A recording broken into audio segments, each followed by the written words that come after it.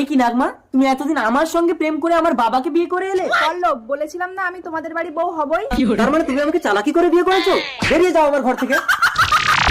পল্লব, এ মেয়ে তো ইচ্ছেদারি সাপ।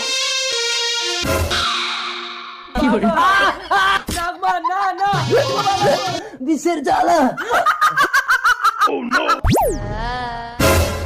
কে তুই? আয়, তোকেও একটা বিষাক্ত ছোবল দিয়ে দিই।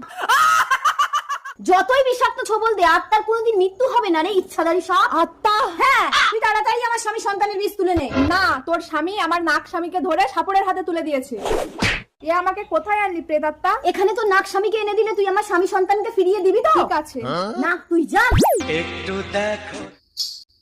দাঁড়া, আগে আমার স্বামী সন্তানকে ফিরিয়ে দে, তারপর তুই তোর নাক স্বামীর কাছে যেতে পারবি। ঠিক আছে, এই মনসা তলায় তোর স্বামী সন্তানকে নিয়ে আয়।